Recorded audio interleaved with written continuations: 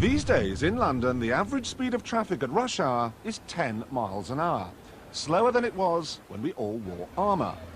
Even so, people still buy fast cars. Now, this sure as hell isn't because they want to drive them fast, because they can't. So why do they do it? Well, you might as well ask why people spend so much money on their clothes. Well, look at it this way. The car has become like a clothes show in metal. If you're spending most of your life incarcerated in a traffic jam, the only clue passers-by have about what sort of person you are comes from the car you're driving. I mean, go on, if you see a car parked at the side of the road, you've usually got a pretty good idea about what sort of person left it there. Flash car, flash person. Boring family saloon, beige slacks and a woolly pulley. You can't judge a book by its cover? Oh yeah? Who says?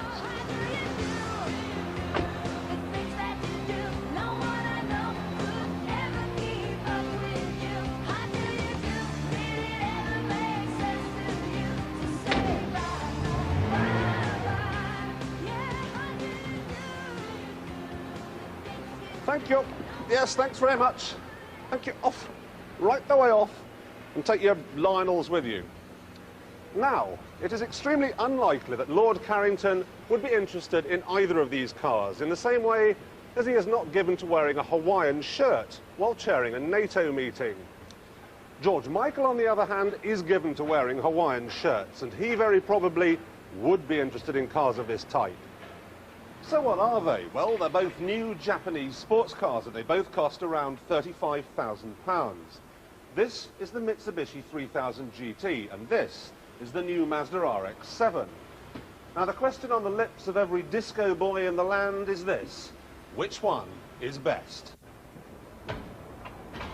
If you do buy a car like you buy a suit, you need good looks, and on that front, neither is disappointing. The Mazda especially is an organic sensation. With all those curves, it's just plain beautiful. I reckon it looks like an E-Type Jag. If this was a suit, it would be of a type worn by John Travolta in 1976, i.e. tight. I know I'm 6'5", but this interior really was designed for absolute midgets. Even though there are no rear seats at all, the front is just microscopic. I've just got hardly any headroom at all. Mind you, the E-Type similarities just keep on coming at you. I love these chromed white on black instruments, and I love the toys I've got. Air conditioning, power steering, cruise control. There's even an airbag provided as standard. There is, in short, plenty to play with when the car in front of you hasn't moved for an hour and a half. But there is even more in this, the Mitsubishi 3000GT. Quite apart from the usual array of toys, all of which combine to make the Porsche 968 look about as empty as a Maxwell pension fund, this also has a stereo so advanced that only our sound recordist has been able to work it out, and a wonderful two-stage air conditioning system. On economy, it freezes mercury. On full AC, it can give you hypothermia. Oh my God, it turned it off! There are drawbacks to both cars, though. The GT is vast, which is a nuisance when you're threading through city traffic. And the Mazda is very hard work. Run over a cat's eye and it breaks your back. But these really are trifling considerations, because while both these cars will undoubtedly sell to the trend-setting urban nightclubbist, both were actually designed for the open road. Out here, the Mitsubishi size and the RX-7's lumpiness simply don't matter. Both will top 160 miles an hour. Both get from 0 to 60 in 5 seconds or thereabouts. Both are a thrill a minute. The Mazda achieves this with a back-to-basics approach. Small, ultra-light and ultra-powerful.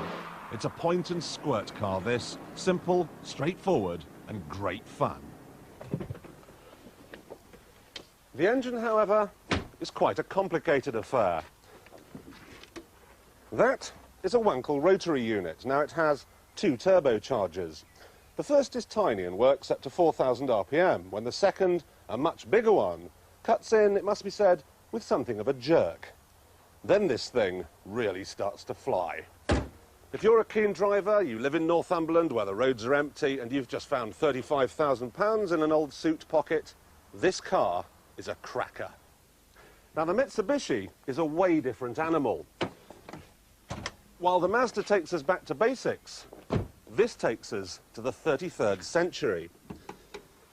The engine here is a 3-litre V6 with 24 valves and double overhead camshafts. But it also has 2 turbochargers and 2 intercoolers. Somewhere in there anyway. The net result is 281 horsepower, which, let's face it, is enough. However, the engine is just one ingredient. Let me list some of the others. It's got 4-wheel drive, 4-wheel steering, 4-wheel anti-lock brakes, and while we're on the subject of 4 seats. Well, sort of. This is like a mobile version of Euro Disney. It has trick suspension, which tugs the car down on its haunches as the speed builds up. And it has what's called active aerodynamics.